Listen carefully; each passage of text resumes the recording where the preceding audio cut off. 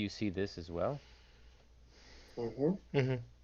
and so we can also read stuff like this in this edition. If you want to begin from the beginning, that would be maybe useful. Yeah. Who would I I think guess I think I'll, you I'll, read that already. Well, no, Sorry? it was it's I read something similar. Um, similar. yeah, I'll read the wealth. It says, a street in Athens outside of Cremelus's house, a blind and ragged old man enters from a wing, followed by Cremulus and his slave. Cairo both wear laurel wreaths, and Cairo carries some sacrificial meat.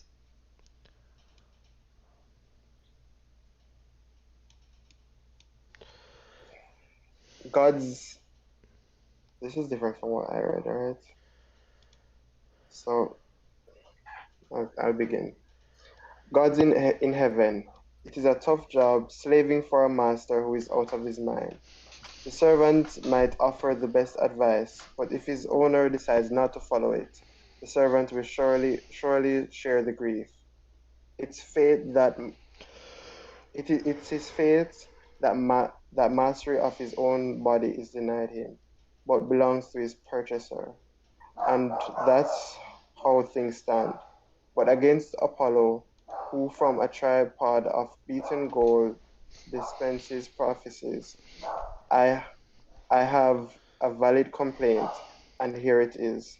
People claim that he's a healer and sage prophet, yet he discharged my master in a deranged condition. There he goes, following a blind person, exactly the opposite of what he should be doing. What we who can see should lead the blind, but he keeps following and makes me follow too, all the while giving my questions nary a peep in reply. Well, I don't intend to keep quiet, master, not unless you tell me why. Loading. Yeah. Not not unless you tell me why Where we're fall? following Oh why no, we're sorry. Yeah, go following ahead. why we're following this fellow. I'll give you a, I'll just give you a hard time and you wouldn't dare beat me when I'm wearing a wreath. True enough. But if you pester me at all, I'll rip that reef off, and you'll get it even worse. Oh, nonsense. I won't give up until you tell me who this fellow is. I only ask with your welfare in mind, very much so. All right, I won't keep you in the dark. I consider you the most trustworthy of my slaves, and the most larcenous. I'm a just and God-fearing man, and yet I've always been poor and unsuccessful, As I well know. while others have prospered, temple robbers, politicians, informers, rascals. I agree. And that's why I went to consult the god, not for my own miserable sake. At this point in my life, I've shot all my arrows, but for my son, my only son. I wanted to find out if he should change his ways and become a criminal, unjust, completely unwholesome, considering that that's the way to get ahead in life. What then did Phoebus pronounce from his holy wreaths?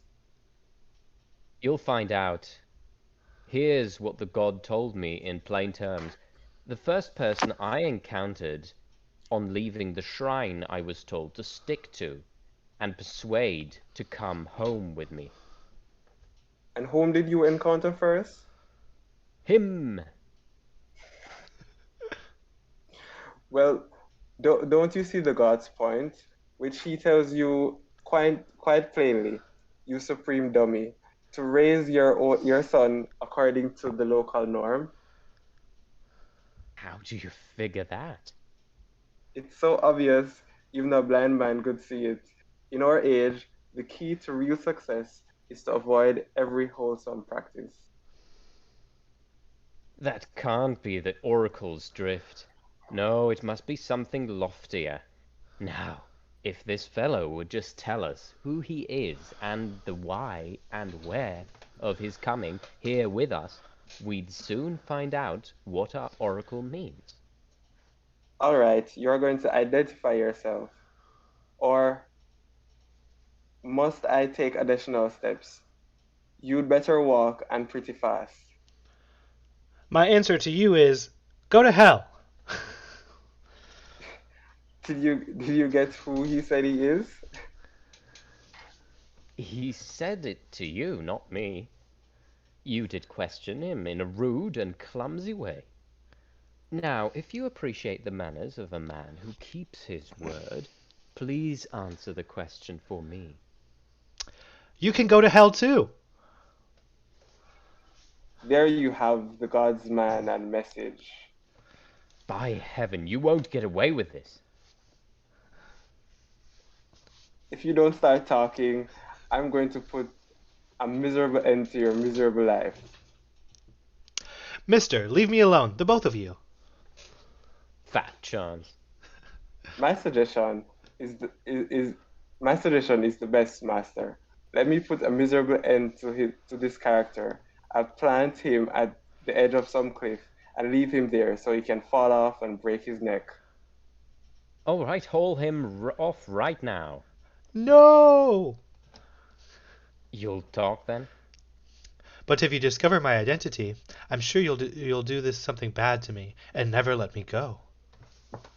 I swear we will, if that's what you want. Then take your hands off me first. All right, they're off.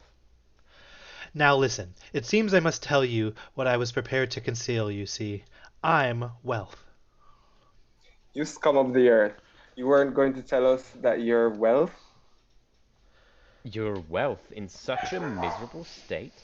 By Phoebus Apollo, Zeus and all the gods and spirits. What are you saying? Are you really who you say? Yes. The very one himself? None other. Then how come you look so grubby? I've been visiting the Patroclus, who hasn't taken a bath since he was born. Patroclus, my bad. But how did you fall on such hard times? I'd like to know. Zeus did this to me because he resented mankind.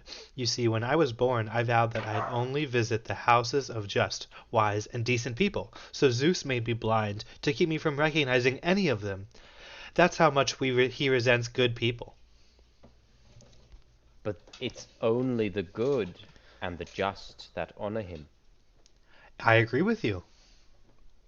All right now, suppose you regained your sight.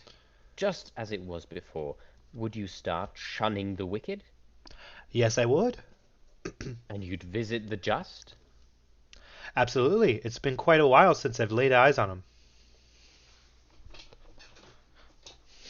That's no surprise. Neither have I, and I can see. Now let me go. You've heard my story. Oh no, we want to hold on to you all the more. Didn't I predict that you two would make trouble for me? No, please hear me out, and don't run off. You'll never find a man with a better character than mine. No, indeed, there's none better except for me. That's what they all say. But once they get their hands on me for real and become rich, their wickedness knows absolutely no bounds. True, that's how it is. But not everyone is bad. Oh, yes, they are. All of them. You're really going to get it. If you only knew what blessings you stand to gain if you stay with us. Just pay attention and you'll find out. Because I think, yes, I think, and I hope to God it's true, that I can cure this sickness in your eyes and restore your sight. No, please don't do that. I don't want my sight back. You don't? This fellow's a congenital loser. No, Zeus is well aware of the foolishness of these people, and it's me who would torment if he found out. But isn't he doing that already, leaving you to stumble about from place to place? Maybe, but all I know is that he scares the pants off me. Really? Of all divinities, you're the most faint-hearted. Do you think that Zeus's rule and all his thunderbolts would be worth a dime if you regained your sight even for a moment? Oh, no, you rascal, don't say that. Calm down, because I'm going to show you that you're far more powerful than Zeus. Me, you say? Heavens, yes. Now then, how come Zeus rules over the gods? Because of his riches, he's got the most. Very good. Now who is it that supplies it to him? Him. And for what sake? For whose sake do people sacrifice to Zeus? Isn't it for his sake? Quite right. And their very first prayer is for wealth. So isn't he responsible for all this? And couldn't he put a stop to it if he wanted? How do Oh, you mean? oh. Well, no one would sacrifice another ox or a barley cake or anything else if you weren't amenable. Now, how's that? Why, they could never buy it in the first place, unless you were there to supply the money. So if Zeus gives you any trouble, you'll abolish his power all by yourself. Are you telling me that I'm the reason they sacrifice to him? That's right. And what's more, it's through you that people have anything radiant, fine, or charming. Everything's in the service of wealth. In my case, it was for small change that I lost my freedom and became a slave. And I've heard that Corinthian courtesans, when a poor man makes a pass at them, pay him no mind. But if he's rich, they right away offer him their ass. And I've heard that boys do the same thing, not for their lovers' sake, but for money. But not the decent ones, only the whores. The decent ones don't ask for money. For what then? A good horse, or hunting dogs. No doubt they're ashamed to ask for money and cover up their stuffiness with fancy words. All crafts and skills known to mankind were invented for your sake. For you, people sit and make shoes, or work bronze, or do carpentry, or smelt gold that they obtain from you. Or mug people by heaven, or break into houses, Or make clothing, or launder woolens, or tan hides, or sell onions. or get caught in adultery and plucked for your sake. Dear me, I never realized all this. Doesn't the great king of Preen on his account, and on his account, doesn't the assembly meet?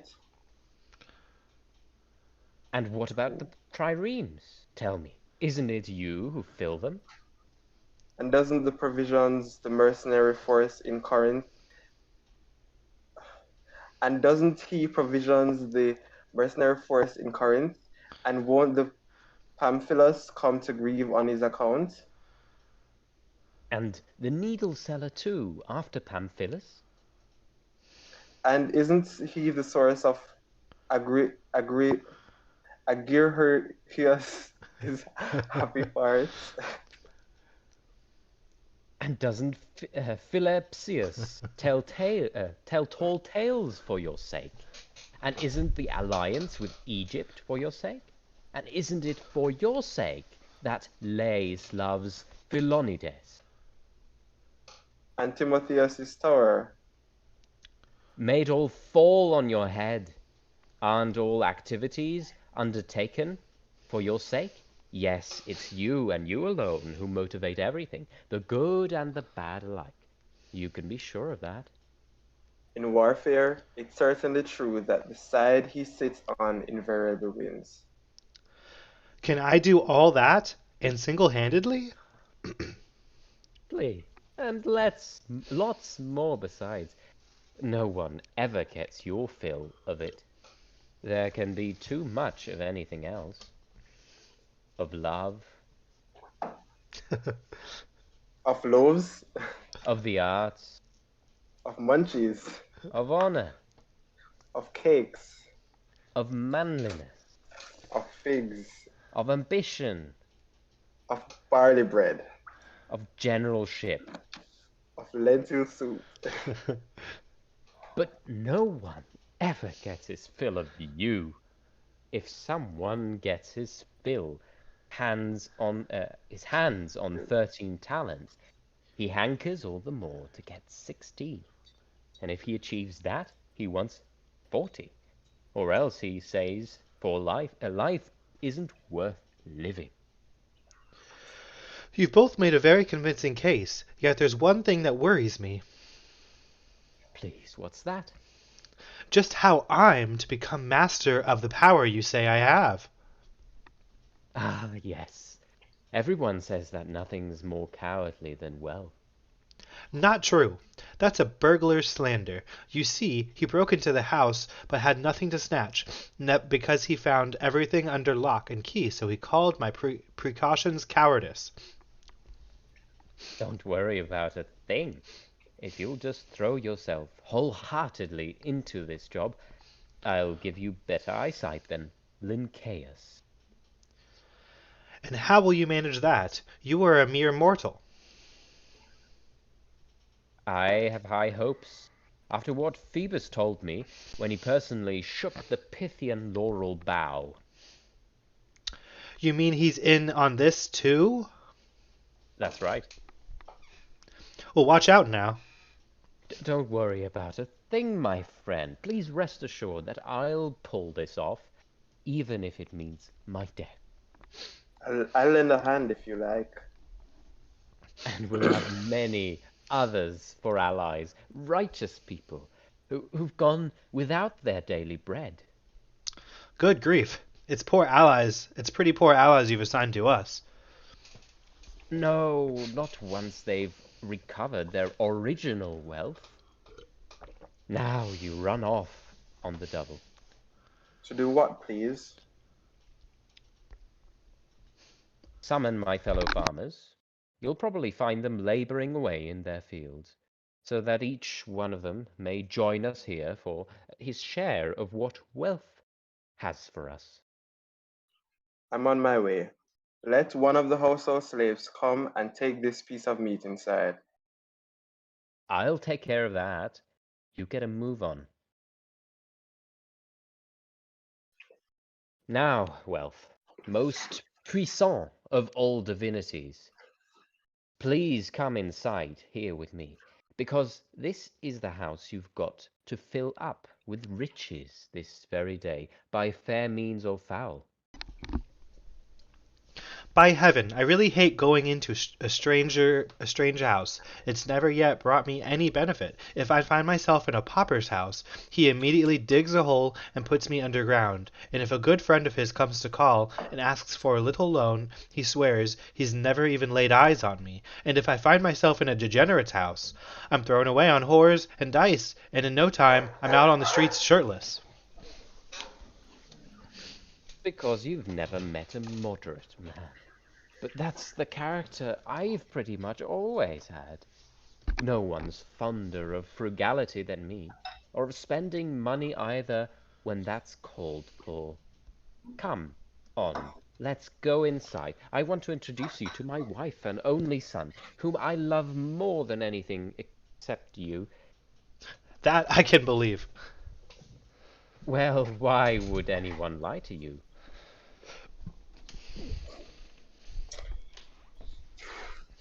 Exit. Oh, God, no. Friends, fellow demsmen, and lovers of hard labor, who, like my master, have many a time made a meal of thyme leaves. Come ahead, raise some dust, hurry along. There's no time for tarrying. for this is the hour of decision, and you must lend a ready hand. Surely you can see that we've been hustling eagerly the whole time, as much as can be expected of feeble old men. Maybe you think I should be running before I've even heard the reason why that master of yours has summoned us here. Surely I've been telling you the whole time. It's you who haven't listened. My master says you're all going to live nicely and be rid of your chill and disagreeable way of life. But what's it all about, and where's the wherewithal for his claim? Very well, you rascals. He's brought an oldster home, grubby, stooped, pitiable, shriveled, mangy, toothless, and and by heaven, I think he's even circumcised. O harbinger of golden news, what's that you say? Tell me again. Obviously, you're saying he's come with a mound of money? Not I, rather a mound of mature malaise. So you think you'll hoodwink us and get away with it? And me, with my walking stick in hand? Do you really think I'm invariably that sort of person? And do you think I'm incapable of talking sense? The scamp's pretty smug. Your shins are just asking for the stocks and chains, and will soon be yelling, out.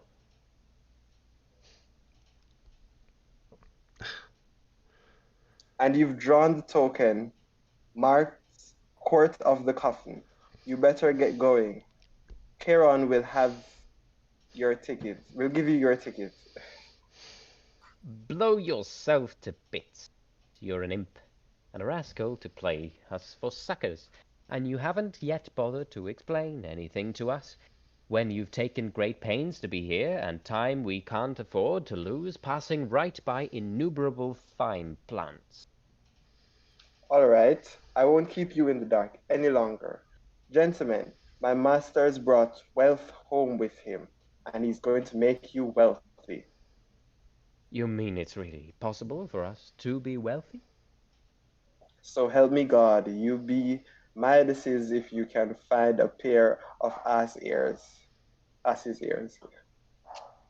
I'm so happy and so glad I want to dance for joy, if what you're saying is really true.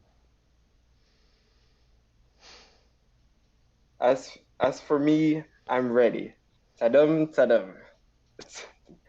To do a takeoff on the Cyclops and lead you in dance, hopping with both feet like this. Hey now, kids, sing out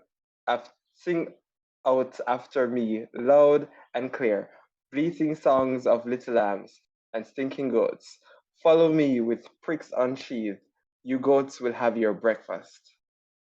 Now it's our turn, ta-dum, to pull something on the Cyclops.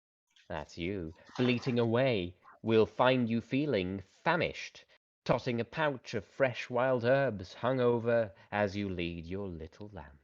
Then, as you carelessly curl up somewhere, we'll hoist a big burning stake and put out your eye. Then I'll do Circe, the mixture of potions, who one day in Corinth convinced Philonides' companions to Philonides' companions to behave like swine and eat shit cakes. She needed them herself. I'll act out the whole story while you grunt gaily and follow your mother, piggies. Now that you're Circe, the mixer of potions, who's bewitching and befouling those companions, will grab you gaily, doing a take-off on Laertes' son, and hang you by the balls, and rub your nose in that shit like a goat, and you'll play Aristillus and say, fellow your mother, piggies. Whoa Follow your now. mother. Sorry. It's time to cut short your jibes and form up a different dance.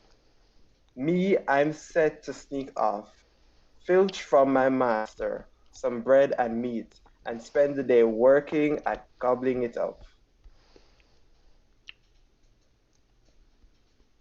To offer you greetings, fellow demesman, is now old-fashioned and worn out. But I do salute you for turning up here so eagerly, so painstakingly, and so energetically. Please be my supporters, also in the work that lies ahead, and the true saviors of the god. Never fear, you'll look at me and see Ares himself. It would be bizarre of us to push and shove at every assembly to get our 3 obols and then let somebody take wealth himself away from us. And here comes Blepsydemus, too. The way he's striding and hurrying along, he's obviously heard something about what's going on.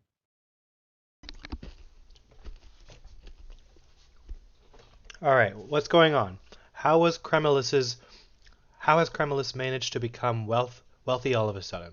I can't believe it, and yet, by Hercules, the loungers in the barber shop are talking plenty about it. How the man's become wealthy all of a sudden, and I'm really surprised that achieving some prosperity, he's calling for his friends. That's not normal practice in this country. I won't hold anything back. By heaven, Blepsydemus. We're doing better than we were yesterday, which means that you'll get a share as one of our friends. You've really become wealthy, just as they say? No, but I very soon will be, God willing. You see, there's a certain, well, risk in the plan. What sort of risk? Well, Come right out with what you mean to say. if we succeed, we'll be prosperous forever. If we fail, we'll be completely wiped out. There's something shady about this merchandise, and I don't like it. Such very sudden wealth combined with trepidation suggests a man who's up to no good. What do you mean, no good? Maybe you come back from there with silver or gold you've stolen from the god. Yes, and now you're worried. Apollo save us. I swear, I haven't. Stop blustering, my friend. I know what's up. How dare you suspect me of such a thing? Dear me, there's no trace of goodness in anyone. The lust for profit rules the world. Wait, Demeter, you sound deranged to me. He's changed so much from the way he used to be. By heaven, you're crazy, mister.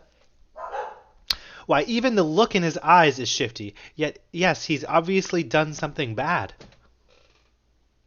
I know what you're clucking about. You think I've stolen something and want a cut. Me want a cut? Of what?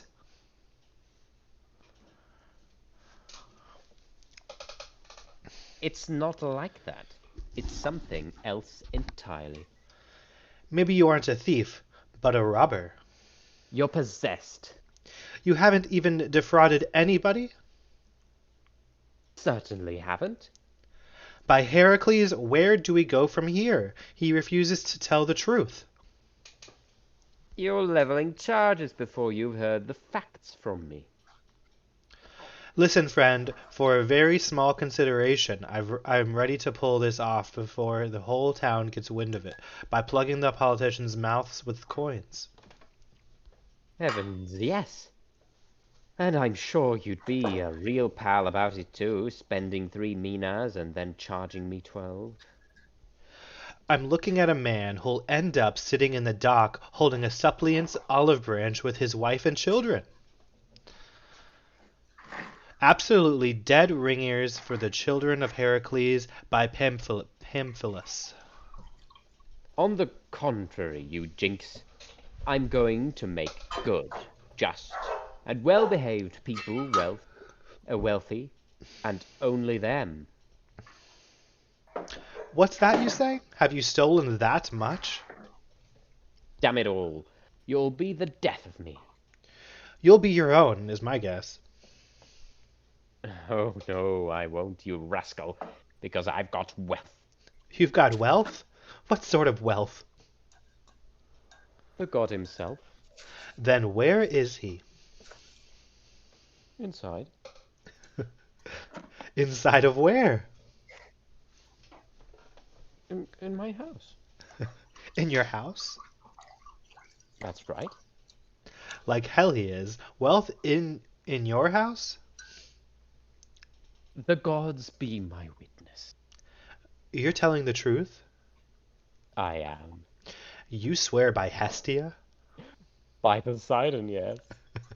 The sea god, right? If there's another Poseidon, I swear by him too. And you're not sending him to visit us, your friends? Things haven't quite reached that stage. What stage? The sharing stage? Exactly. You see, first, What? we two must restore his sight. Whose sight, please? Wealth's, as it was before, by whatever means. You mean he's really blind? Heavens, yes. No wonder he's never visited my house. But the gods willing, he'll come now. So shouldn't we call in a doctor? Is there any such thing as a doctor in this town? There's no money in it, and so no practice. Let's look for one. I don't see one. I don't either. No, let's try something I'd already planned. To bed him down in Asclepius's temple. That's best. Yes, that's really a better idea. Don't waste any time now. Hurry up and get something underway. I'm on my way. Good. Hurry up. That's what I'm doing.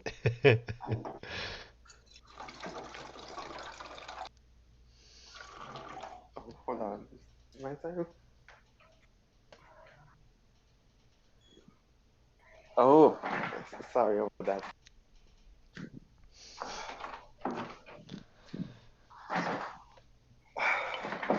How dare you do such a brazen deed, you pair of Lilliputian losers? Hey, just where do you mean to run off? So stay where you are. Holy Heracles! Yes, I'm going to give you the miserable death you deserve for daring to commit an intolerable outrage such as no one, human or divine, has ever dared before. So prepare to die. But who are you? You look pretty sickly to me. Maybe she's a fury from tragedy. She does have a rather crazed and tragic look. But she's got no torches. Then she'll be very sorry. But who do you think I am? An innkeeper or a gruel monger? Otherwise you wouldn't have raised such a yelp when we'd done you no wrong. No wrong? Aren't you two behaving terribly by seeking to kick me out of the country altogether? Well, don't you have the death pit as as a last alternative? But you've got to tell us here and now just who you are. The one who's going to punish you this very day for seeking my banishment. Wait, is she the barmaid from the neighborhood who's always cheating me on the drinks? No, I'm Poverty, a resident of your community for many years. Lord Apollo and all the gods, how do we get out of here? Hey, what's the matter with you? You cowardly critter. You stay right here. That's the last thing I'll do. Stay. Are two men going to run away from one woman? But she's poverty, you dog. There's no creature more destructive anywhere. Hold on, please hold on. Not me, by God. I tell you, we'll be doing the most dastardly deed ever done if we run off and leave the god deserted here just because we're afraid of her and won't put up a fight. Relying on what weapons or power? Is there a breastplate? Is there a shield? What the miserable bitch hasn't put in a pawn? Take heart, because I'm sure this god will single-handedly score a victory over her evil ways. You trash. Have you still got You've still got the nerve to grumble after being caught red-handed in a terrible deed? And why? Damn and blast you! Do you come yelling at us when we've done you absolutely no wrong?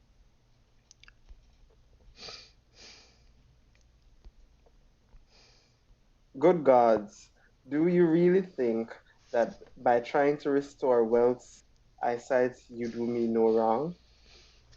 How do we wrong you if we can bring good to the whole human race? What good could you two come up with? Want to know? When we've first kicked you out of Greece? Kicked me out. And what do you think would do the human race more harm than that? More harm? If we abandoned what we planned to do.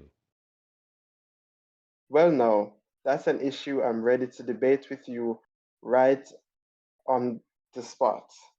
Either I'll demonstrate that I am the sole source of all your blessings and it's I who give you life, or else go right ahead and do whatever you please. You vile...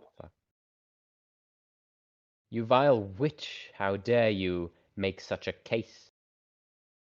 I do, and you pay attention to it, because I think I can easily show you that you're completely wrong if you propose to make the just people rich. Oh, cudgels and pillories, I need you here. There's no need to curse and yell before you've heard me out. But who could help but yell yuk yuk at hearing such talk? Yuck yuck. Someone with good sense. And what penalty shall I impose if you lose your case? Whatever you like. Excellent. But the same applies to you two if you lose. Do you think 20 death penalties will suffice?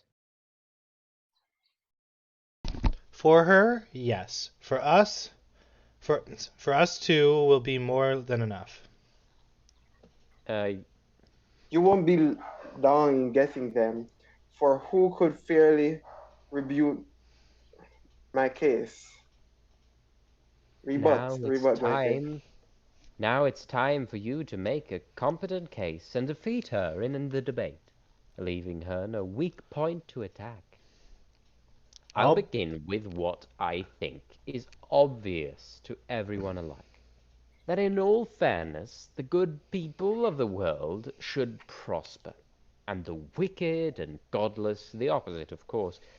Now that's what we want, and we finally found a way to make it happen. A fine, noble, and comprehensively workable plan. Because if Wealth should regain his eyesight and cease to wander around blind, he'll visit the good people and not desert them, and he'll shun the wicked and godless, and that we'll make everyone good and rich, of course, and God-fearing. Now, who could come up with anything better for mankind than that? Nobody, I'll guarantee you that, and you'll needn't bother to ask her. Just consider the current state of our human existence. Who wouldn't think it's madness, or even divine malevolence? It's a fact that many people are wealthy despite being scoundrels who've amassed it unjustly, while a good many worthy people are badly and go hungry, and spend most of their time in your company. That's why I declare that if ever wealth recovered his eyesight and put a stop to her, there could be no better way to provide mankind with greater blessings. How very easily the both of you have been suckered into derangement, you codgers, you members of the Blather and Babble Society. If you get your wish, you will not be the better for it, I assure you. Because if wealth regains his sight and shares himself out equally, absolutely no one will practice the arts and craft, and no one, and once these vanish from your midst, who will want to do smithing or shipbuilding or tailoring or wheelwrighting or shoemaking or bricklaying or laundering or tanning? Who will want to till the soil with plowshares and reap the bounty? Once you can live idly and ignore all this. That's nonsense, because everything you counted off just now will be the slaves' jobs. And where will you get slaves? We'll buy them with money, of course. But who will be the seller? You already have money. Some merchant from Thessaly, the capital of slave traffickers, who's looking to make a profit. But first of all, there won't be a single slave trafficker anywhere, by the logic of your own argument, of course. When someone has wealth, why would he want to risk his very life in that kind of business? No, you'll be forced to do your own plowing, to do your plowing and digging and other chores all by yourself, and so lead a much harder life than you do now. I hope it happens to you. And you won't sleep in beds anymore or under quilts because there won't be any. For who will want to weave them once they've got money? And when you bring home brides, you won't be scenting them with drops of perfume or adorning them with expensive robes intricately dyed and decorated. Yet, what what good is wealth if you don't have it all?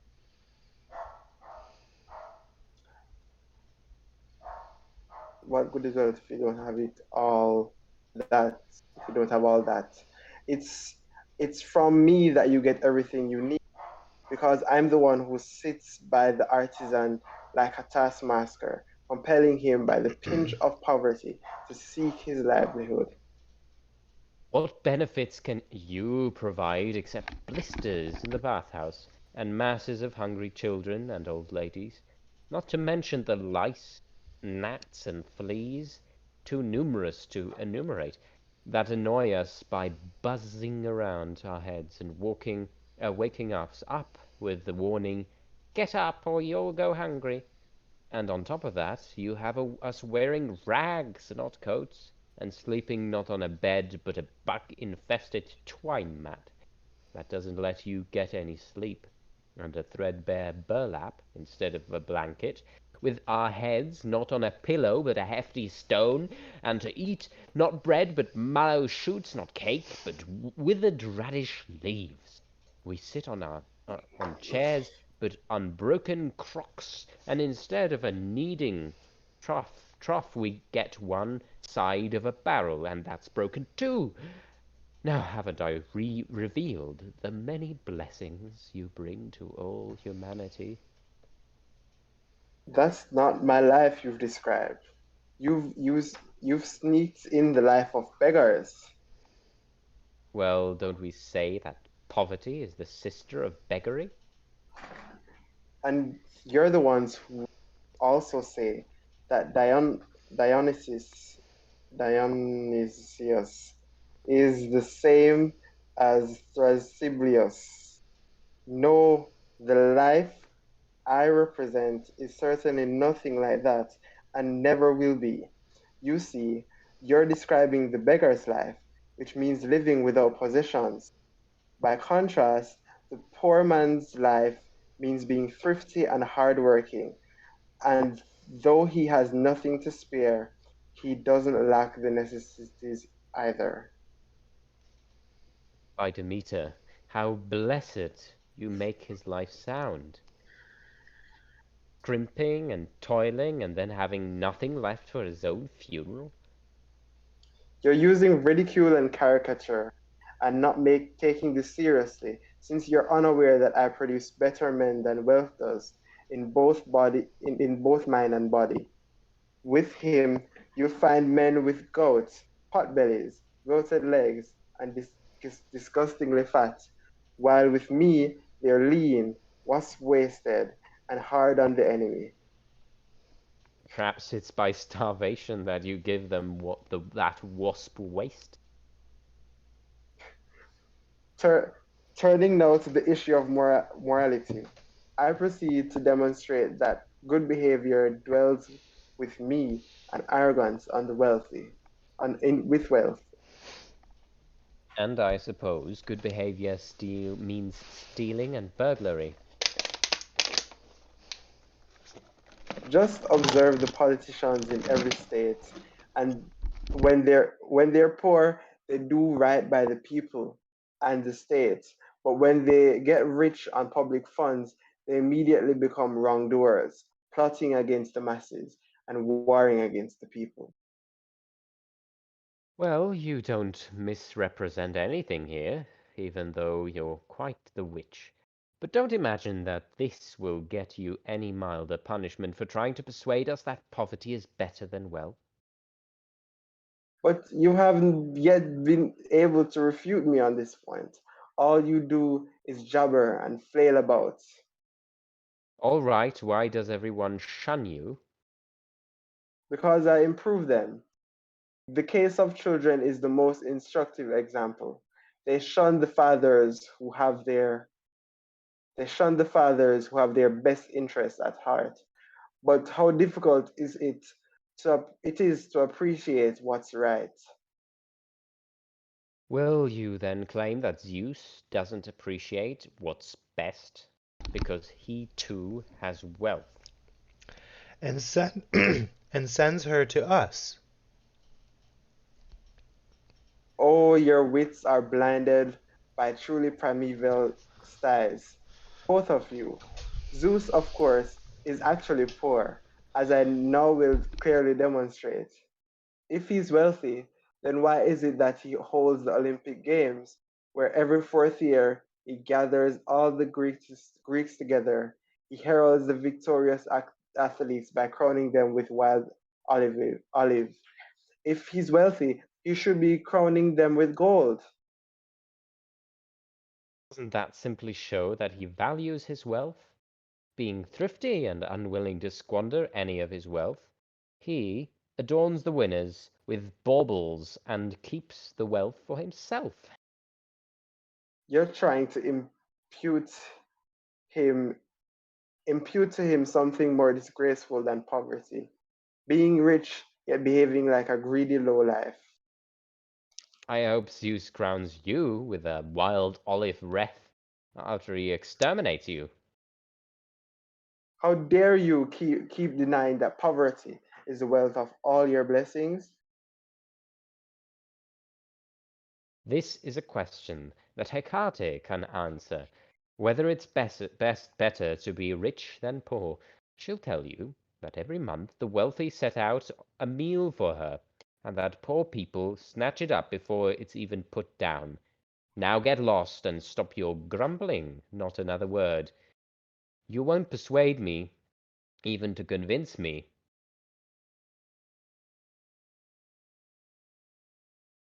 City of Argos, hearken to his word. Summon Pauson, your table mate. This is terrible. What am I to do?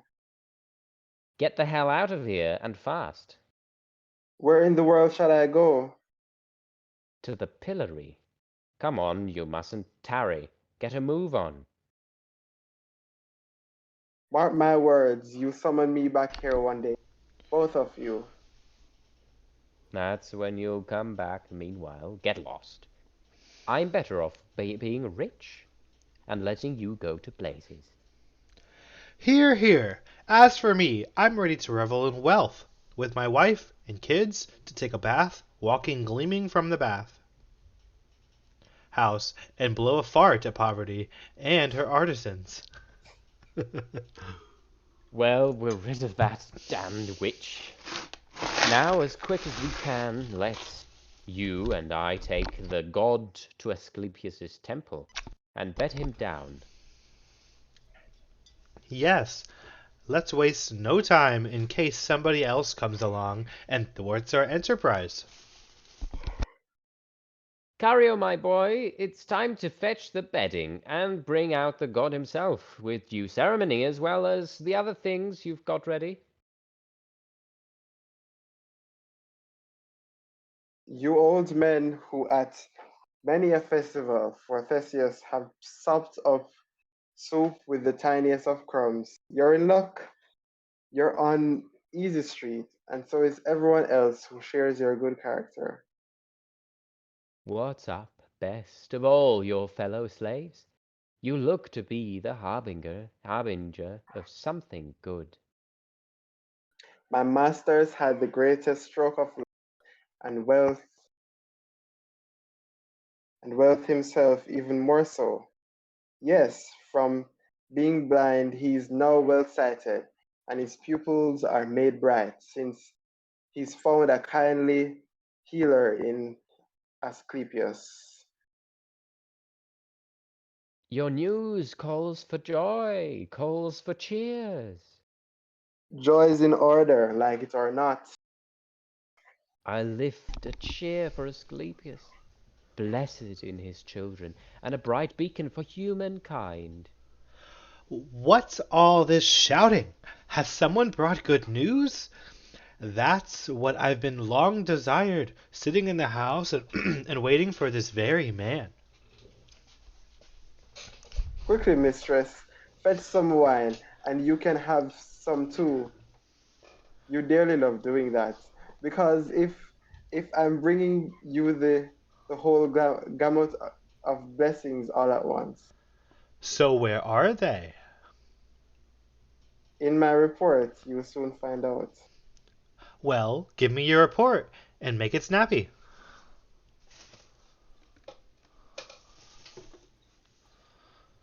But listen, I'll break the whole business to you from head to foot. Don't break anything on my head. Not even the good news. No, just not that business. Then listen. As soon as we got to the shrine with that fellow, then very miserable, but now the happiest and luckiest in the world. We took him first to the sea and washed him.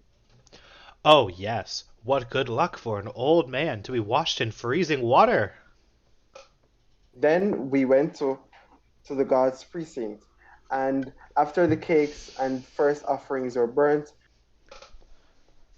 matter for Hephaestus's flame, we bedded wealth down in proper fashion and rigged up bunks for ourselves.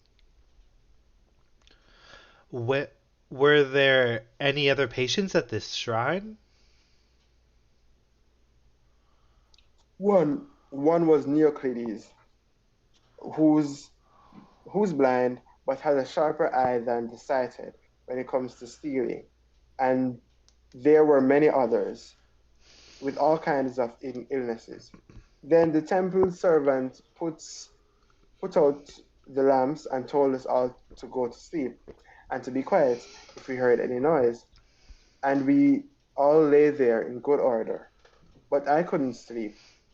A pot of porridge sitting just beside me, beside some old lady's head, was driving me nuts. I had a supernatural desire to slink over it. Then I looked up and saw the temple servant snatch the pastries and figs from the sacred table, and then make the rounds of all the altars in search of any leftover cakes, which he considered consecrated right into a sack. I appreciate the holiness of this procedure, so I left my bed for that pub. appreciated the holiness for this procedure, so I left my pot for that I left my bed for that pot of porridge. You, you utterly benighted man. Weren't you afraid of the god? I certainly was afraid that he'd come out wearing his garlands and beat me to the pot. His own priest had taught me that his own priest had taught me that one. Now, when the old lady heard the sound I was making, she stuck her hand into the pot. Then, with a hiss, I grabbed it with my teeth like a garter snake. She pulled back that hand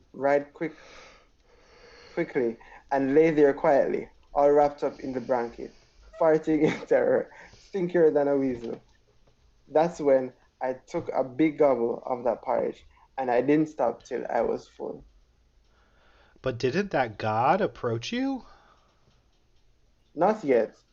First, first I did one more amusing thing. As he was approaching, I let off a very big fart.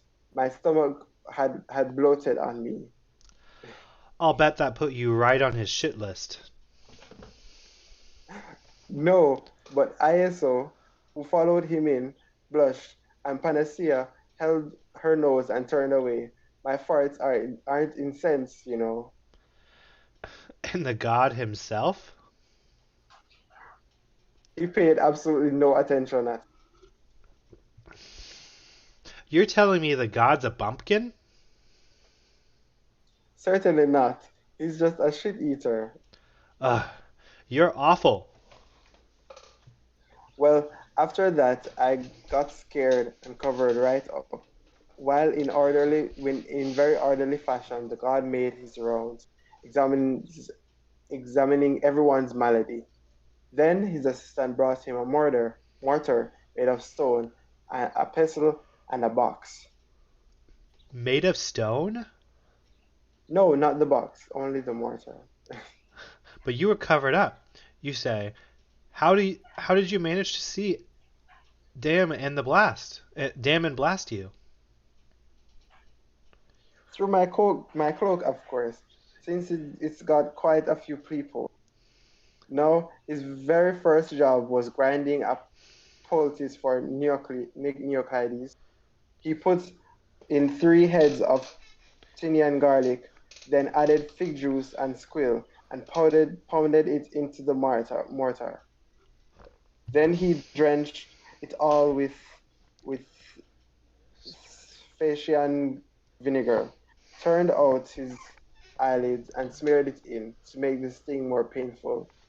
Neoclides jumped up, screaming and yelling, and tried to run, but the god laughed and said, "You sit right there, all poulticed up.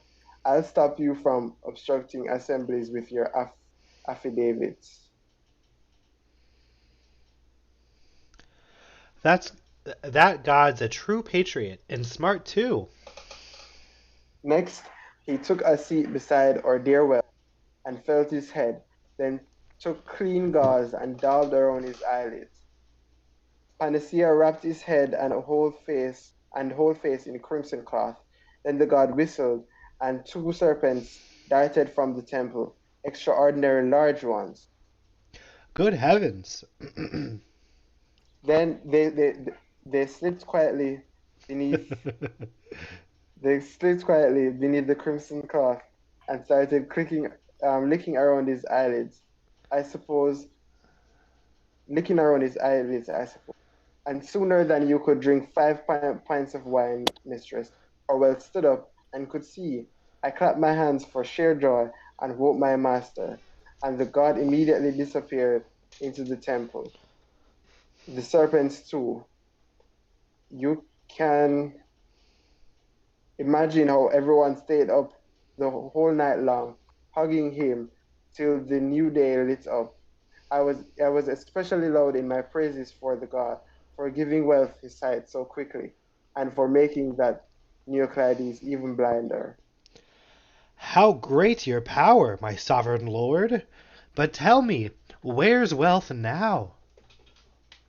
He's on his way, but quite an immense crowd has collected around him, All the people who formerly led upright but meager lives wanted to greet him and shake his hand for sheer joy, while the wealthy, who had leaps of positions, a living not acquired by upright means, were knitting their brows and wearing frowns.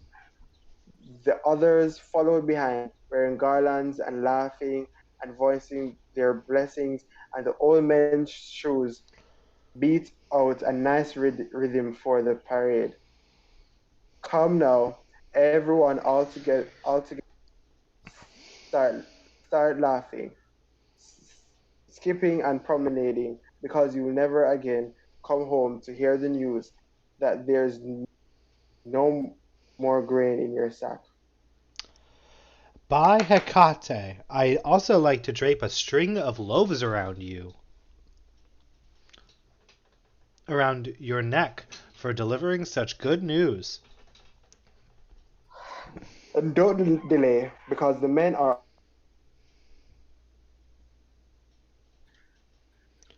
All right, I'll go in and fetch sweets as for new bought eyes. and me, I'm ready to greet the arrivals.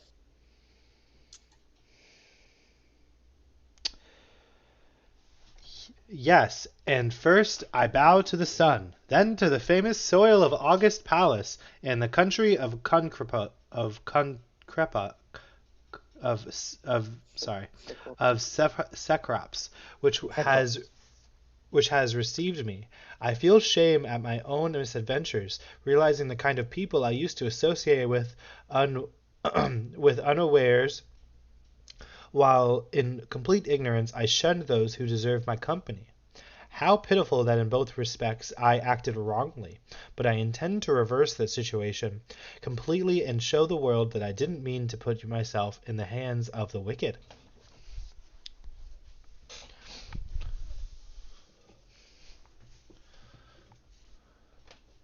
Damn you all!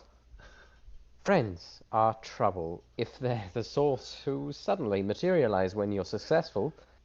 They jostle you and bang your shins, each one making a show of his affection. Who failed to greet me?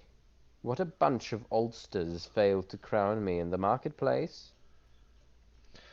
Hello, dearest. And you also. Hello to you both. Now then, let's honor tradition. I'll take hold of you and pour on these sweets. Please don't. The first time I entered your house with my sight restored, you shouldn't be bringing anything out, but rather taking something in. But don't you want the sweets? Yes, but inside at your hearth, that's the tradition. Plus, we'll avoid the lowbrow humor our producer shouldn't be tossing the figs and munchies to the spectators in hopes of forcing their laughter. That's good advice, because look, there's Dexanicus now, standing up, ready to catch the figs.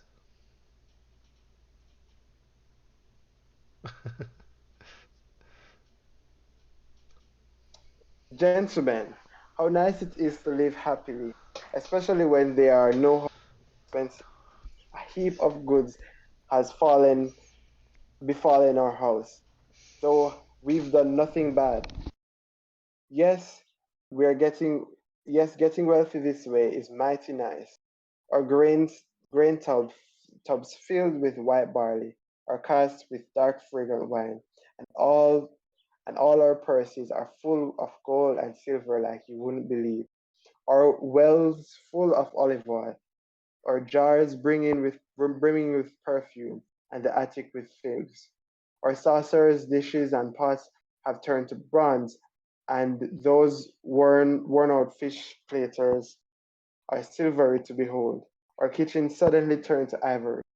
We slaves pitch pennies um, we slaves pitch pennies with gold platers, and in our luxury we have we no longer use stones to wipe our bottoms, but cloves of garlic every time. Right now, our masters in there are right now our masters in there all garlanded and offering up pig, goat, and ram. But the smoke's driven me outside here. I couldn't stand it in there with the smoke sting in my eyes. Come along, my child, so we can visit the god. Hey, who is this visitor? A man once ruined, but now fortunate. It's obvious at a glance that you're an honest man. That's right. So, what are you after? I'm here to see the god. It's him, I think, for my great blessings. You see, I had sufficient inheritance from my father and used it to help my needy friends, considering this is a responsible way to behave. Let me guess. Your money quickly ran out, Exactly right. and then you were ruined. Exactly right. I used to think that the needy people I helped would be true friends if I ever needed their help.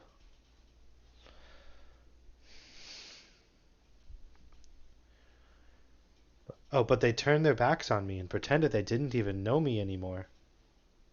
I bet they sneered at you too. Exactly right.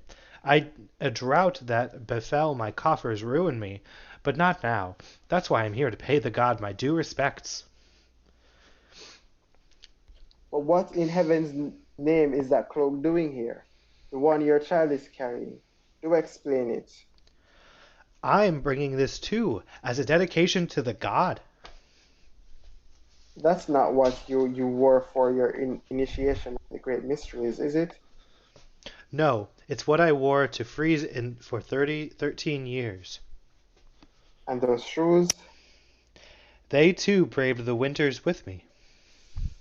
And you've brought them to dedicate as well? I certainly have. Charming gifts you brought for the god. Good heavens me, I'm cursed. I'm ruined and wretched. Cursed thrice over, 4 times over, 5 times over, 12 times, infinite times. I've gotten mixed up with 100-proof spirits. Healer Apollo and you kindly gods. I wonder what calamity this fellow suffered. Just tell me if my present suffering aren't dire. I've lost everything I had in my house, and it's that God's fault. The one who's going to be blind again. If our cords don't fail us. I'm pretty sure I see what's going on here. Our visitor is a man fallen on hard times, but he seems to be a bad penny. Yes, indeed, and he does well to be ruined. Well, where's the one who promised he'd single-handedly make us all wealthy on the spot, if ever he regained his original ability to see? But the fact is, there are some people he's totally ruined instead. Just whom has he treated this way? Me, that's so. So you were one of the troublemakers, and Not at all. It's you people who are not up to no good, and it must be you who've taken my goods. uh, Demeter, this informer makes quite a blustery entrance. It is, it's a it's a clear case of gluttonitis. You, sir, had better report to the marketplace at once. That's where you'll be broken on the wheel and made to confess your crimes. You will regret that. By Zeus the Savior, all Greece will be much obliged to our God if he puts these miserable informers to a miserable death. Damn it! Are you on their side too? And riding me?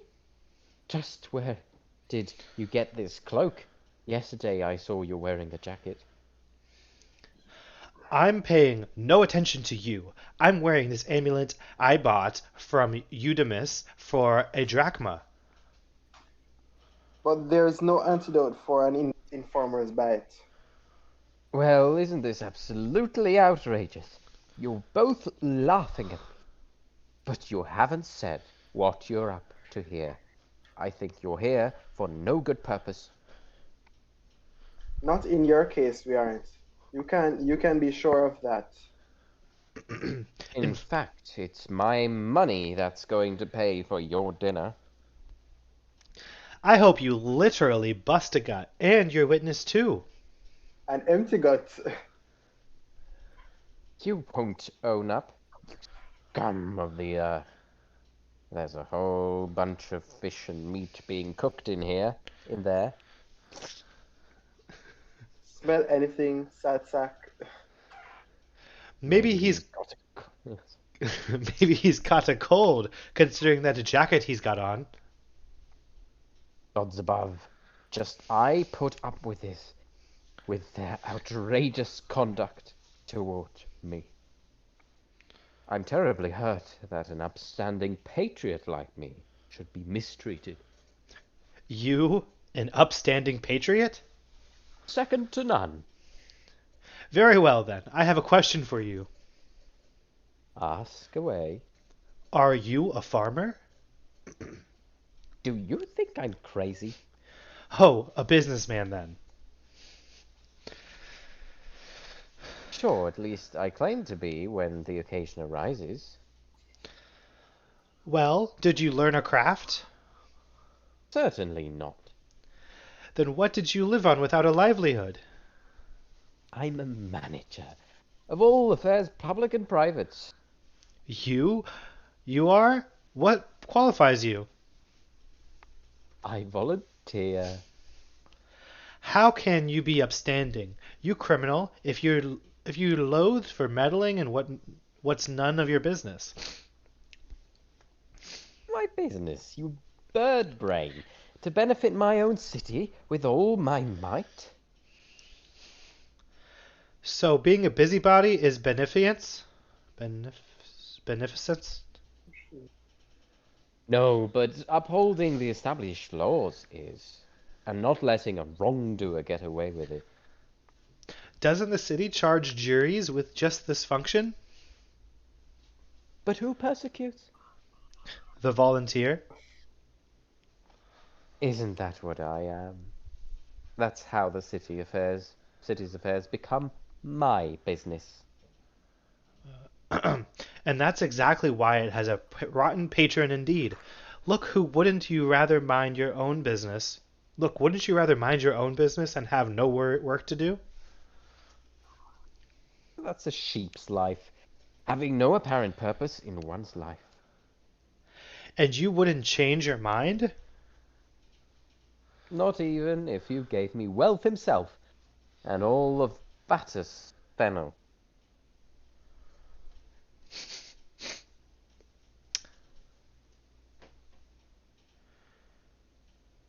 Oh, remove your cloak at once.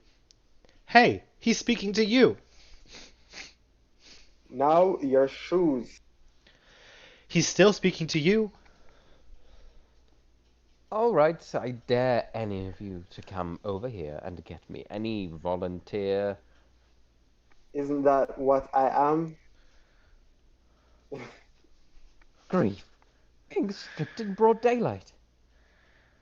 I'll teach you to gobble other people. See what he's doing? I call you to witness. Well, I witnessed you rats run off on you. Dear me, I'm left all alone. Screaming now, eh? Dear me, I say. Here, hand me that jacket. I want to put it on this informer. Please don't. It's already vowed to wealth.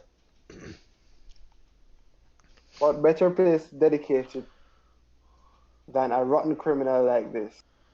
Wealth deserves to be adorned in dignified garb. And what's to be done with the shoes, I ask you? Give me them too. I'll nail them right here on his like an offering to a wild olive tree. Leaving, I realize that I can't stand up to the pair of you, but if I find a teammate, no matter how ratty, I'll bring that mighty god of yours to justice this very day for blatantly taking it upon himself alone to overthrow the democracy without persuading the People's Council or the Assembly. Hey, since you're marching off in my gear, double time it over the baths, set yourself up as the squad leader there, and get warm. That's the position that I once held.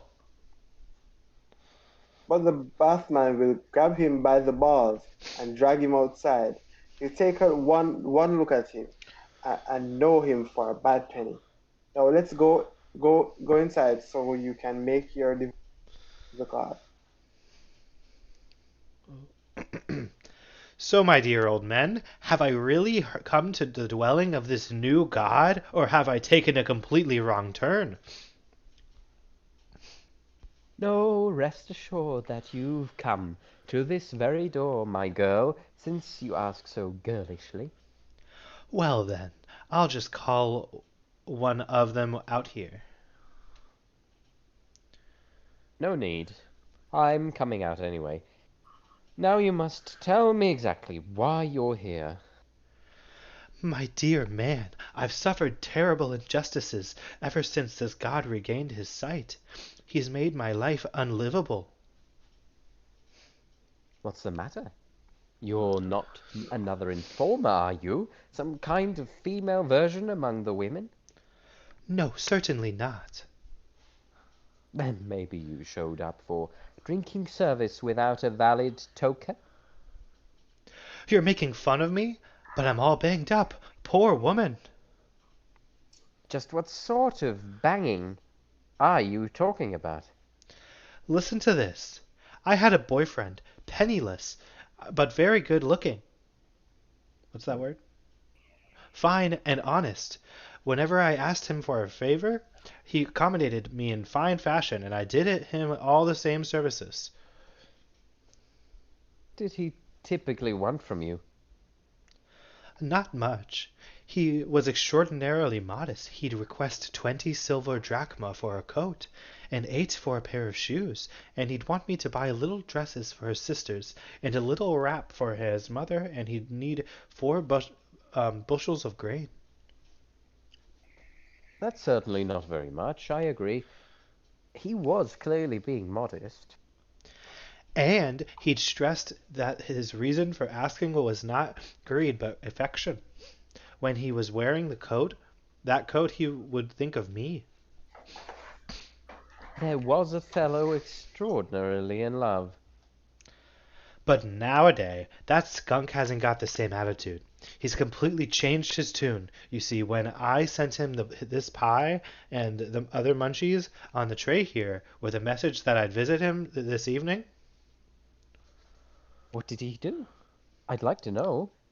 he sent it all back, along with the cheesecake, on condition that I'd never visited him again. On the top of that, he added, once upon a time, the Milesians were formidable.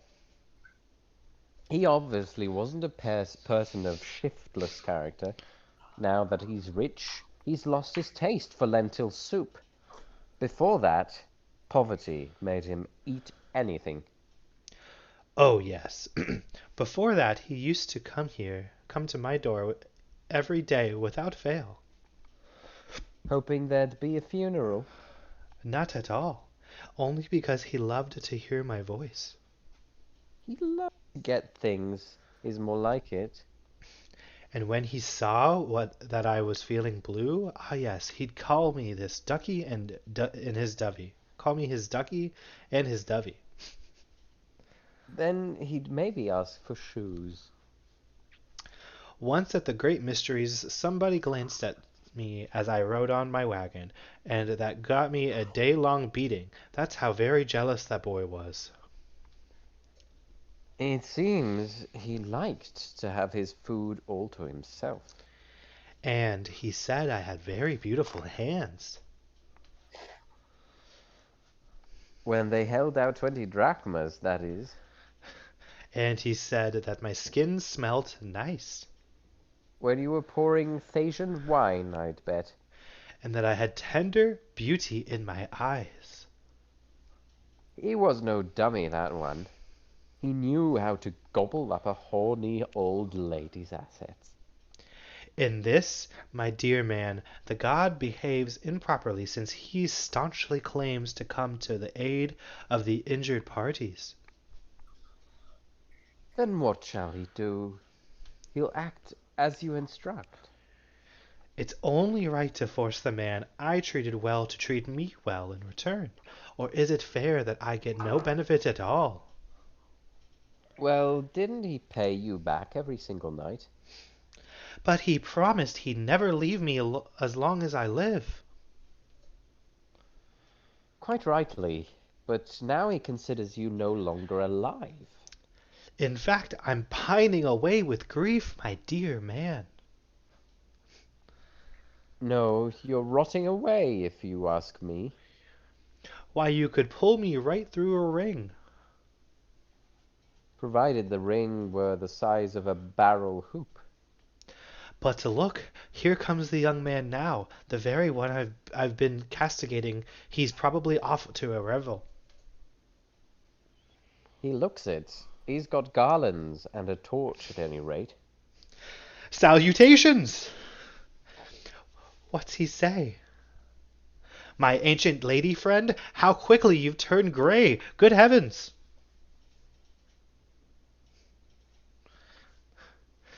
Mercy me, the insults I'm subjected to. Oh. It seems he hasn't seen you for a long time. What do you mean, a long time? He was with me just yesterday. Then he's reacting differently than most people. It seems that drunkenness has sharpened his eyesight. No, his behavior has always been impudent. Poseidon of the deep, and ye the other gods of old, what countless wrinkles her face contains! Hey now, keep that torch away from me. She's right. If just one spark hits her, she'll go up like an old harvest wreath. Would you like to play with me a while? But where?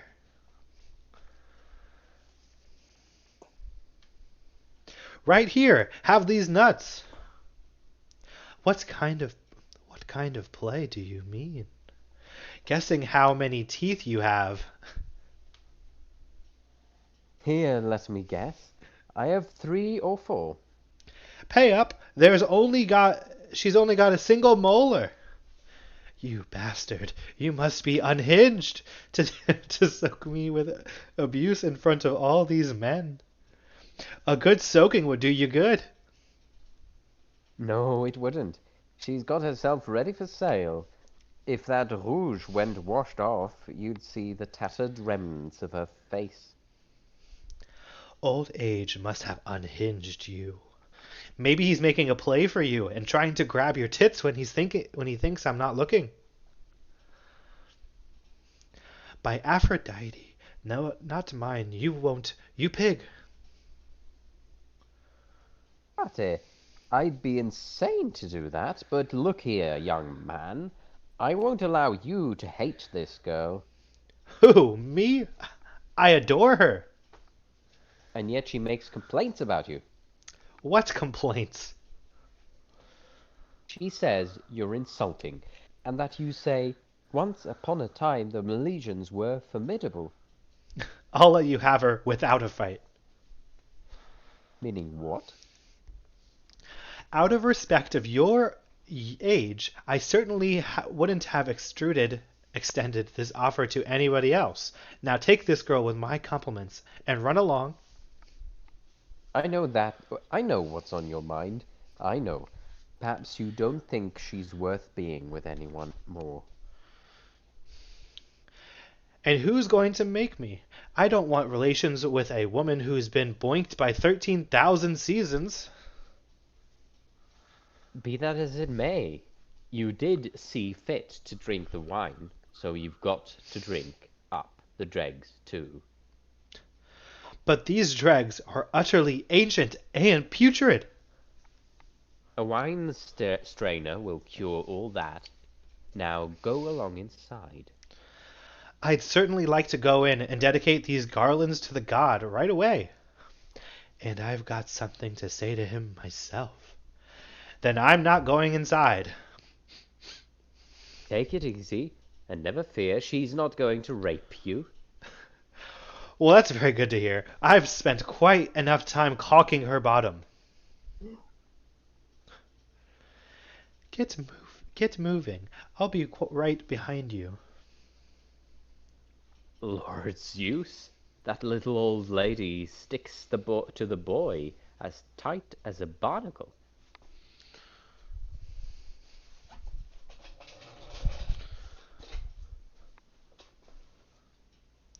Maria? Who's that banging on the door?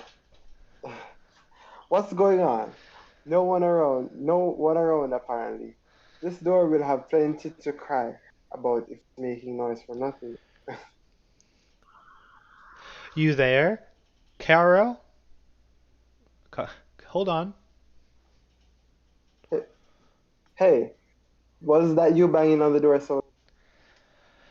Not at all, though I was just about to when you opened it up. Now, run quick and go get your master out here, and his wife, and his kids, and his slaves, and his dog, then yourself, and the pig too. What's up? I'd like to know. It's Zeus, you rascal. He's ready to mash up every last one of you into the same bowl and toss you into the executioner's pit. For this news, the tongue gets sliced for the herald. But what's his reason for wanting to do that to us? Because you've committed the most terrible deeds. Ever since wealth recovered his original site, no one has offered us gods any sort of sacrifice. No incense, bay, barley cakes, no victim, not a single thing. That's right. And they're not going to do it, not going to either, because you took bad care of us in the past. I'm not so worried about the other gods, but I myself am a goner ruined. Very shrewd of you. In the past, I'd get all sorts of goodies from the barmaids. Bright and early, wine cake, honey figs, everything Hermes likes to eat. But now I'm cooling my heels up there and going hungry. And doesn't it serve you right for occasionally punishing the people who gave you those goodies? What grief! Grief for the cake that's baked on the 4th of the month. You pine and vainly cry for gone. Grief for the ham that I used to eat. Ham it up here, out of the doors. And for the hot innards that I used to eat.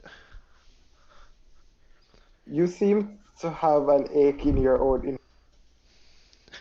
What grief for the tankards mixed 1-to-1. Have a sip from this one, and then get lost. Surely you give your old friend a little help. Provided I'm able to give you the help you want. How about fetching me some nicely baked bread to eat and a hefty steak from the sacrifice you're making in there? This isn't carrying out. Yet, when you would pilfer a dish from your master, I always helped you get away with it. On condition you got a share. Some nicely baked pastry always came your way. Which then you'd eat up yourself. Well, you never shared the whippings I got when I was caught doing something bad. Don't bear grudges if you captured File, but in heaven's name, invite me to join your household.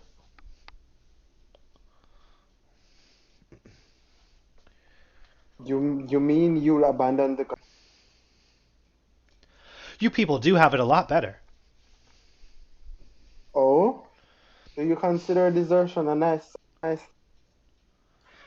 One country is wherever one does well. and and what's in it for us if you're down here? You enshrine me at your door as the bracket god.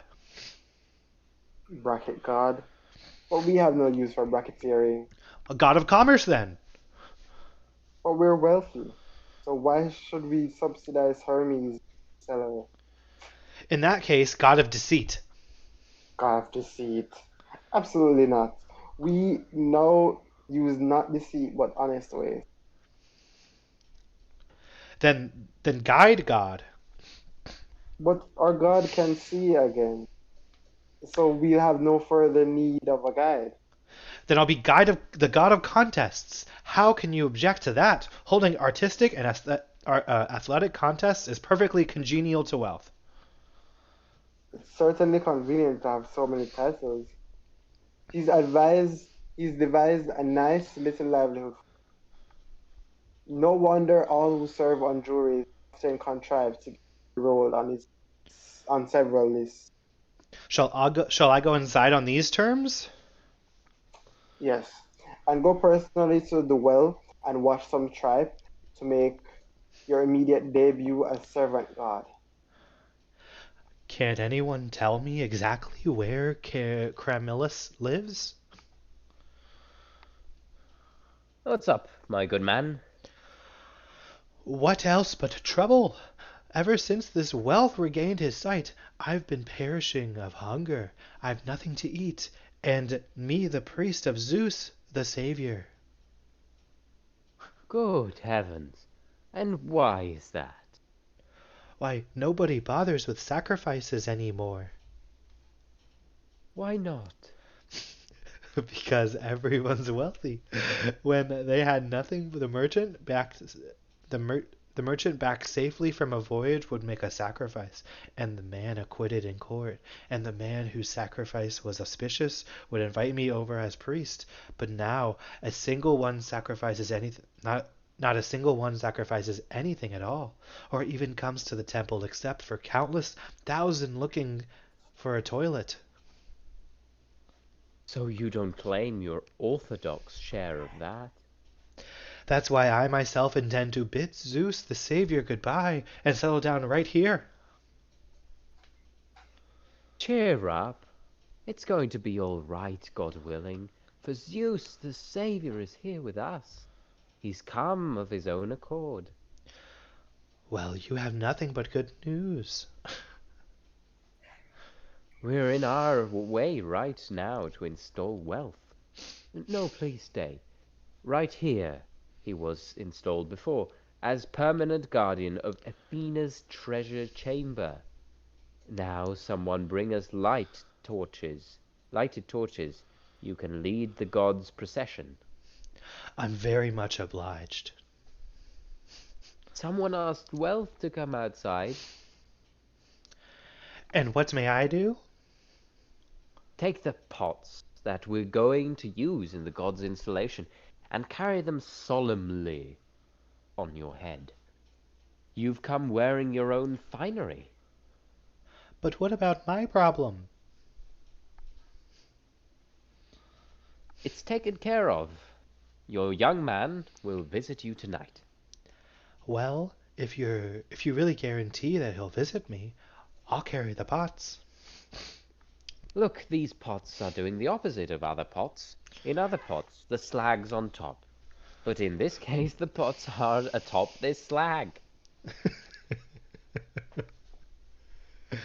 Well, we shouldn't be tarrying. Let's take up the rear. We should follow along behind them in song. The end. Okay. That well, I feel like the last time you read one of these, I remember there being a large sort of like outro where it was just like, "This is the moral of the story." Yeah. But that was an abrupt ending. Yeah, I think it's also because the context became a bit more complicated. So I didn't fully. I don't think it was fully easy to grasp the whole scene.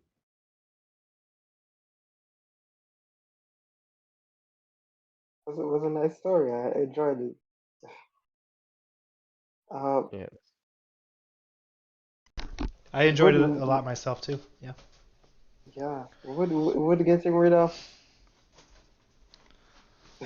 would, like the thing about poverty being banished because wealth was given side. I wonder, like that made me start thinking about uh like if we all were wealthy, what would that lead to despair? Like I was waiting for poverty to come back in here, to hear her say "I told you so" or something to see. Yeah. Yeah, yeah, at the end of the Well, I think that's quite a modern mindset that you're trying to impose on this play. yeah, yeah. A modern It's mindset that. you're expecting the play to tell the same sort of moral that you that is pretty common, like to among us. You know, like it's pretty common for people to say, "Oh, well, poverty is necessary," and I don't know, maybe that wasn't so much held to be such a true thing back then. Yeah, Hmm. I I don't agree. think poverty is necessary. I'm wondering. Yeah. Um, Interestingly, the other edition that I started off with reading, that I have in book form, in a book that was assembled through plays, Birds, Peace, and Wealth, and it's called Aristophanes' Critique of the Gods. And I think in this play, it came to show the critique of the gods, right, that Aristophanes kind of has, because from both perspectives, like from those who are with wealth and those who are kind of more figures of poverty or even figures of slave, the slave figure, there come different they express different views about the gods and also the utility of the gods, or that they kind of don't that they're kind of bad to people and that they don't treat them well, and so yeah, and all of that.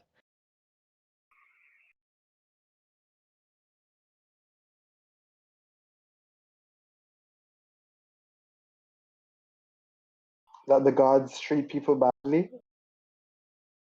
Yeah, that I mean that in this play you could kind of see from time to Hmm. time how the gods are portrayed, right? You must remind yourself that all these these plays were put up in front of people that were in the people that were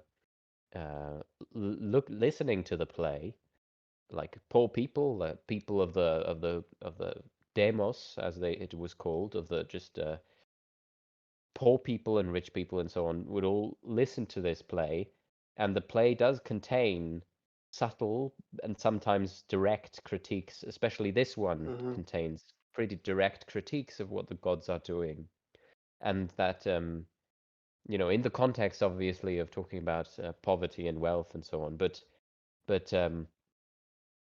the other gods that are there as well, like the normal gods of the pantheon of this polytheistic society, they are also kind of put into, yeah, a position of where they're exposed as kind of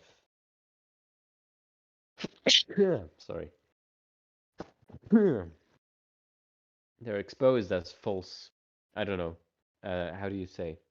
But maybe you've noticed that as well. Unfaithful. I've noticed. I noticed. I noticed.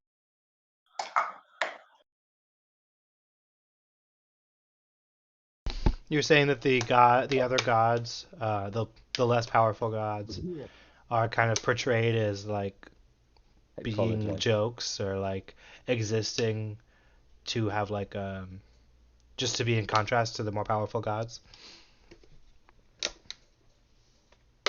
Uh, that is the case as well, I'd say.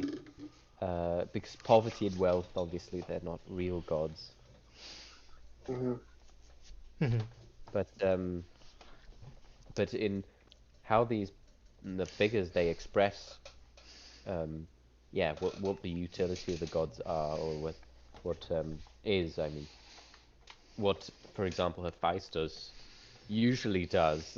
I think at one point, Cario the slave says to Hephaestus that normally he just unjustly punishes people in return for their in return for their sacrifices and stuff. So Mm. why should people be thankful now that they're rich, now that they have everything? Yeah, and Hermes, it was funny that part where he was like, "Can I come in? What about me? What about me?" Yeah, yeah, exactly. Yeah, I think even at the beginning you already kind of saw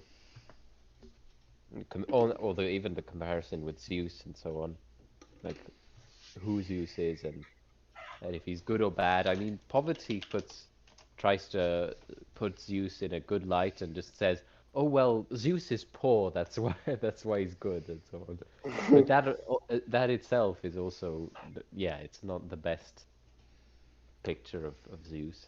Like either he's bad or he's poor, kind of. That's a funny point. Yeah, and by the end they were renouncing Zeus. So Yeah, yeah, exactly. They were shunning him as if he should just go away. Yeah. that's funny. I think that's important to keep in mind in this how Yeah, this we play would. was staged. Yeah. I was gonna say we wouldn't. I don't think that like we would ever have like a TV show where like somebody's jokingly renouncing God, in that same sort of context. Yeah, Um, yeah. Mm, that's true. maybe like on like Family Guy or something. That's like a real like sort of parody. Um, Yeah, but yeah, like exactly. I'm thinking like a reality TV show or something like that. Yeah, Yeah. their gods though are more human than our God. Our God is still has like well, or modern conception of God um has some human qualities, but is much more abstracted and uh Yeah. I guess that's what people claim more than what actually when they actually put like these qualities to God with a capital mhm, G, they still are human qualities. Like they put the quality of, yeah, of course the most obvious, love, but then in general like these qualities um yeah, gratefulness and caring and but yeah, also your how you should see God and um, but also for some people God is vengeful, and so in the Bible generally mhm, he has a figure, he's very human in a way, and he has a mhm, yeah, body as well, right? If you remember the book God and Anatomy, um, yeah, he has actually a body in the Old Testament and so on. and he could walk and talk with Adam and Eve, and Hmm. Yeah. No longer. That was the Old Testament. that was the Old Testament, but I don't Yeah. remember the New Testament being. I don't remember what she says about the New Testament. I think I have to still read that part of the book. But Francesco Strafcopulo is the Mhm, researcher. Straf, Strafcopulo is the researcher that wrote this book, and she basically goes through all the different body parts of God that show up in the Bible. um, from his feet to even his virility, like his sexual acts and all of that. mhm. That's that's true. I Mm. would want to. Wow. I want to see if like the Bible you mentioned. Yeah, exactly. And she says, well, she explains how that is the passage. You can find passages describing his actual body parts in the Old Testament. So, in fact, that is the God of the Bible, in a way. Wow. I In the found the only audiobook. suppose, in the way that makes most sense if you actually are honest about what's in the text. Hmm. That's interesting. Yeah.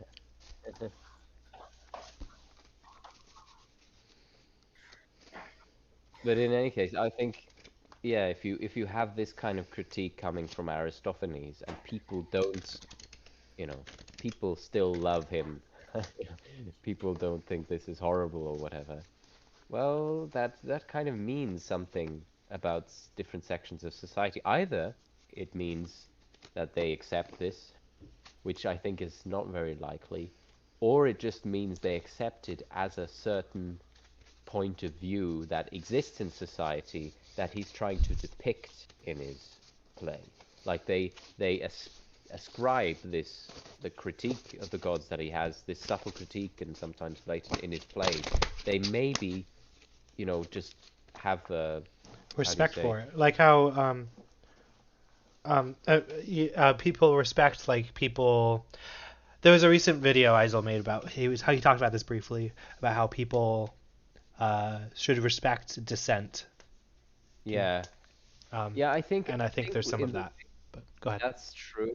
The people, they might think what he's doing is depicting something, a point of view that exists in society at large, like that is a group of people that are pretty prevalent in society, and that he's depicting their point of view in this play, and putting, in the mouths of all the different characters, this point of view, this kind of cynical anti-god's point of view, and so they understand this as a kind of art form rather than necessarily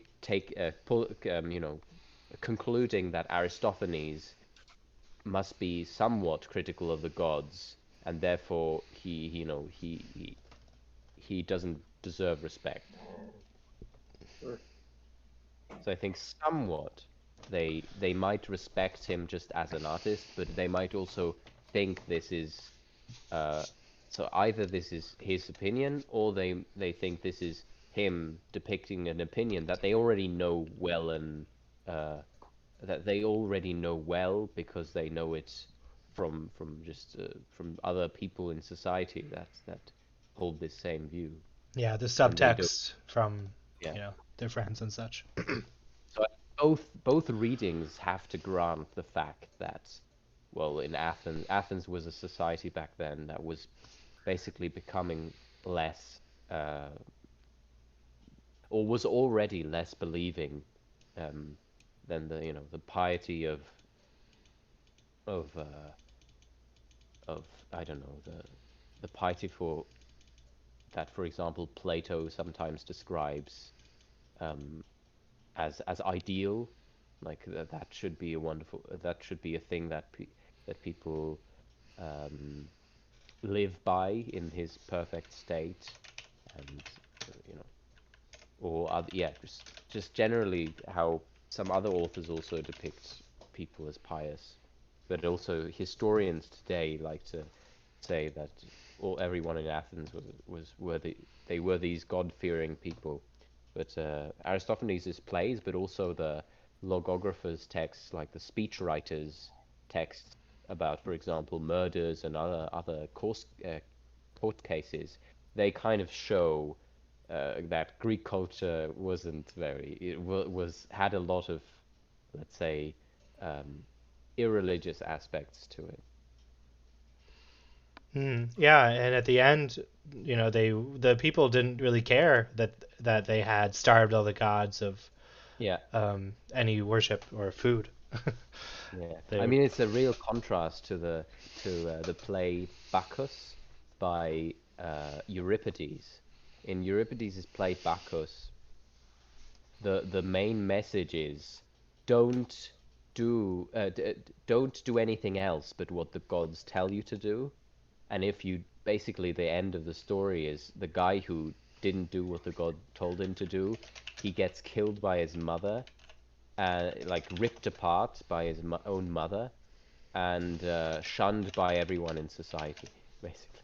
oh But it's tragic in the sense that that the guy that people that the main character, one of the main characters, like the god himself, then says to the people that think this is just revenge. Dionysus says to those people, well, let's be respectful, don't talk bad about this guy. And then they say, well, why not? Because he was Asebeos. He was basically irreligious. He was being irreverent and so on. And then he says yes, but be respectful and so on. And so that as well is like just follow whatever Dionysus says or whatever one of the gods says, and that will be the safe route and also the best route, kind Hmm. of. Yeah. That's very interesting. Although that Bacchus play um, looks like it was written much later. It was, I think, written in the similar kind of period. Was it written in the fourth century? I think it was written in the fifth, no? It's hard to find. So the This is Bacchus saying play, 200 BC, and that this Euripides, it's Bacchus. yeah, Maybe it's a different Bacchus. Euripides.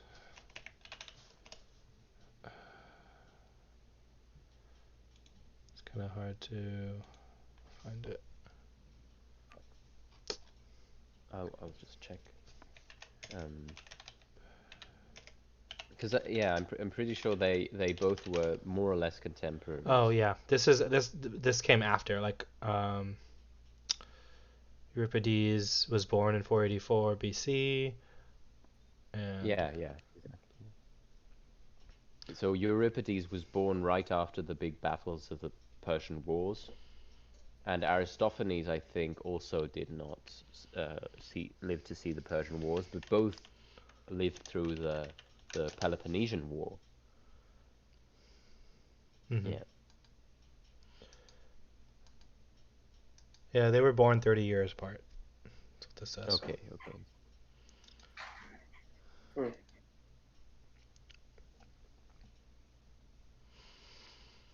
Yeah. Maybe that also reflects already that kind of 30 years difference. I don't know, but Yeah, yeah, I mean because I mean, that was like 30 years Socrates, later in theory about that Aristophanes play probably would have been shown and played.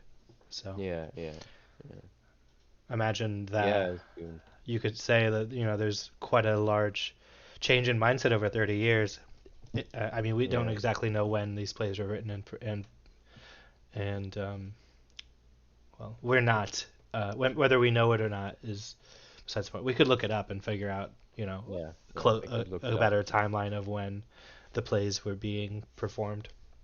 Yeah, But at least I know, like that some of the earliest testimony that we have of direct atheism is from actually from Plato's Apology, where the guy that the guy that in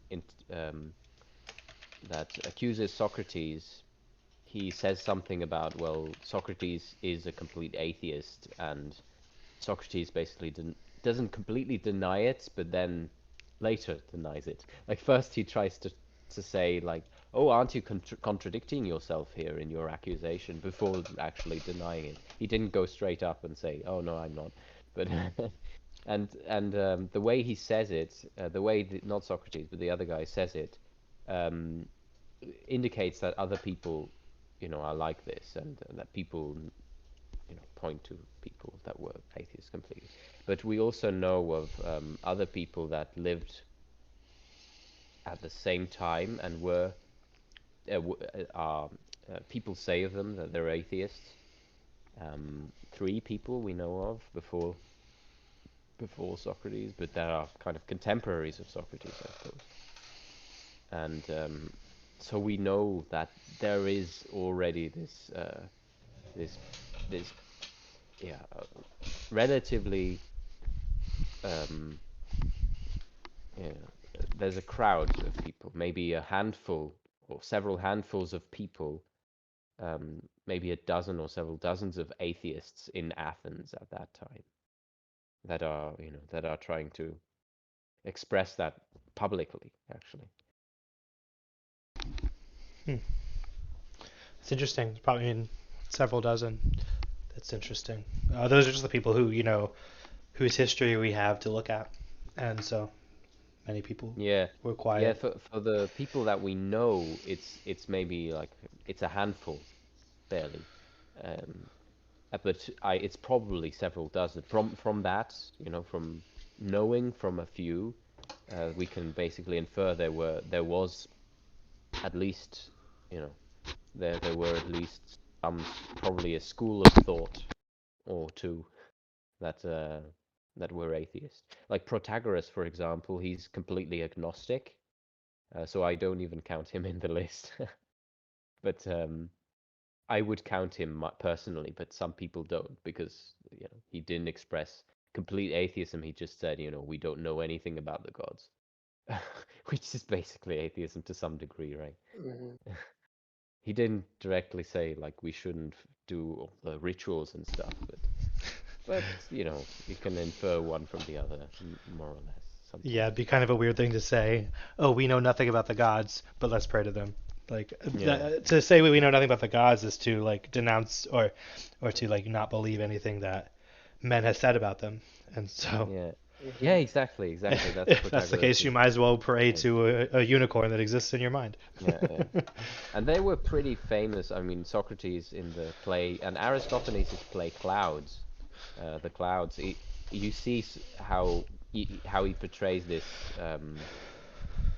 whole scene of so-called sophists and especially those that are materialist in a way, and that just say, oh no, the rain and thunder is produced by the clouds, and yeah, basically that it's not from these gods, and these gods, we in the clouds, he basically says we believe in the clouds. We our gods are the clouds, which is a parody, of course. That's not, that's not what we get to find in any of the um, philosophical texts that they actually believe in the clouds. Like, no, they just have these natural explanations. Hmm. But as you can see in the other play, in the play that we read, Aristophanes likes to make stuff that aren't gods into gods. Like he likes to invent these different gods and so say, oh, Hmm. this is Like this is our god.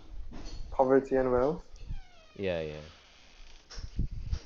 And but apparently the clouds was his favorite of his own plays. So he thinks that is the play where he, uh, I guess, the greatest of his works. Hmm. We could read that one next. The We clouds? I could, think we yeah. have. I would like to. Yeah, You have we? have? I think I have. I Yeah, think I've streamed it, but I'm happy to read it again. yeah. I think what did we read together? I think it was a play by We read uh, Lysistrata. Liz Estrada. Exactly, that was funny. Yeah. Yeah, I think we could read the I mean, I'm in this summer. I'm trying to do a bit of Greek, and I have the Greek text of the clouds with a lot of grammatical notes, and so I might study it. Hmm. Some we could do it at some point. I think what most intrigues me is the like his conception of gods, like he how people like create them and interpret them and then ascribe like these abilities and characteristics to them, and I feel like it's interesting in any like old or new like fiction and his and mythology. Yeah, I think what you're basically describing is or what he's describing in his plays is the way Greeks generally saw the role of gods. But of course he adds something to it. But I think Mm-hmm. what you see and what is so interesting, what a lot of people find also, that's why they find Greek mythology interesting, is just how the gods are portrayed, how Mm-hmm. different that is from what we think about gods. Um, Yeah.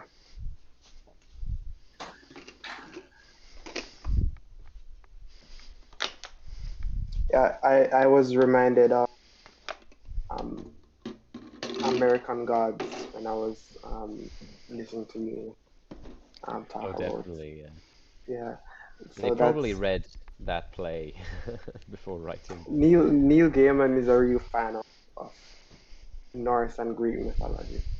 Yeah. I think that's what he says. I mean, the Wednesday in American Gods is Odin. He was heavily inspired by um, Norse mythology for the story.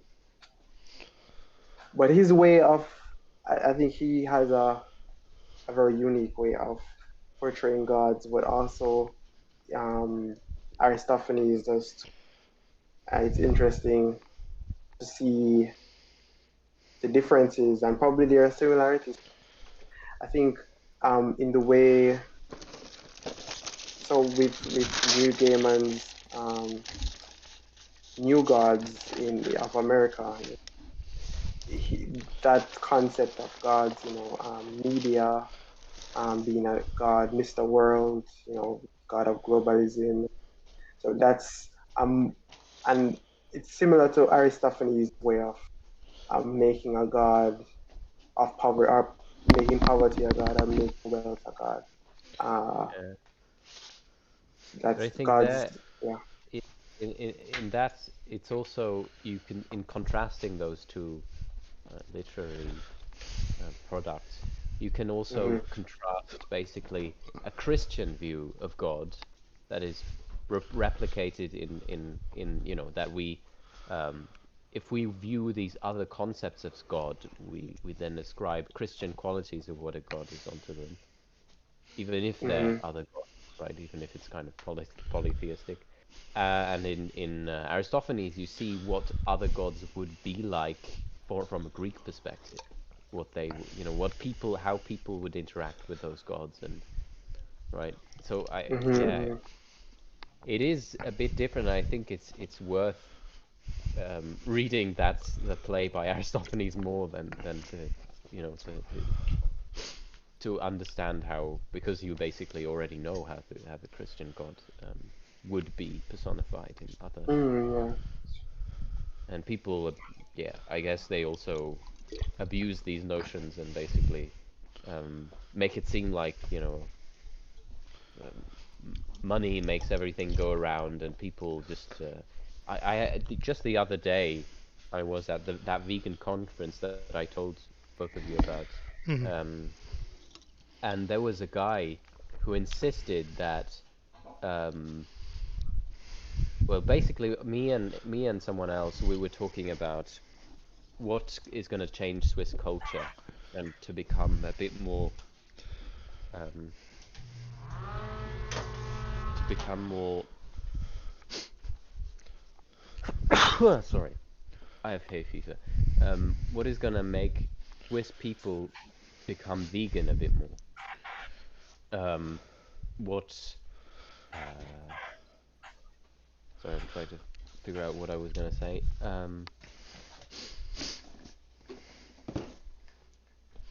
You were talking to that guy about Oh what yeah, they. I was talking to a person about how uh, how people are going to become vegan in our culture, and the guy basically was interrupting and intercepting and saying, "Well, but don't you think it's pretty easy to figure out what changes people's minds?"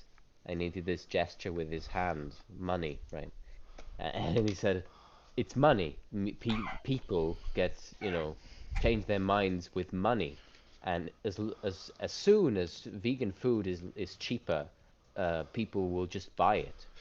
Vegan And food I has was been just cheaper baffled. forever. Yes, it has, and I was just baffled by this answer or by this concept that he had, that people are ruled by money, but that money is the god of people, kind of. I think money is an Um, excuse Hmm. for people, yeah, but yeah. But that, no one is stopped by money from becoming vegan. It's just ridiculous. Yeah. Yeah, to me, it just sounded as if he were putting forward the idea that Swiss people will just massively convert to Buddhism, and that's how everyone is going to become vegan. Like that was my take of his thing. It was just as Hmm. ridiculous, basically, as that claim. Um, I think probably what he's doing is he's hearing people say that again is more expensive, um, and then taking them for their word and actually and then thinking that somehow if we make it cheaper for them, um, then they will make the switch, even though with them bringing prices not is a yeah, diversion, I really. think it's a bit dark. I think he's actually probably some kind of you know, extremely left-wing person. Um, yeah, I think that's what I've also gotten from other things he's said, and he's someone who he just doesn't think a lot about these concepts. I mean, even someone very left wing wouldn't say that directly. Like they wouldn't say it that explicitly. That oh, what makes people change their mind in basically everything is just money. Like all people? Like not? Are you not just blaming the capitalists? Are you now saying all people in society are like this? Well, in any case, this guy, I think he's um he also thinks about this in terms of what for example subsidies. I mean, I Hmm. agree with him that subsidies are going to change the way farming is done, but he Yeah. thinks just if we make yeah, if we, he basically just thinks if we change the markets and put out new and cheaper products, that everything is going to change. And that's what that vegan society of Switzerland is basically trying to do, more or less. That's why he was there at the meeting, because he agrees with that approach. Well, he's in But the right place for the right people for his group of yeah, people. sure, yeah. But apparently he doesn't want to stay there, and he said he won't be there next year. I don't know. But in any case, he's from the Green Party in Switzerland, and in Switzerland, just to say, the Green Party is very left wing. The Green Party is actually an it's an outgrowth from the Communist Party in Switzerland. Mhm. Um, Communist Party doesn't really exist anymore, but people have basically that were communists went over to the Green Party. Um, so yeah, I assume he is some sort of extreme left-wing person. But yeah, it's just very strange, his ideology. Yeah. Mm. Yeah, to just get it back to the play, that's the portrayal of the Christian God that he's foisting onto the money in our Hmm. Hmm. society. Whereas the concept of money in Aristophanes' book, I think is much more entertaining and interesting than that. An alien. How so? Like, can you point to an example? Hmm. Um,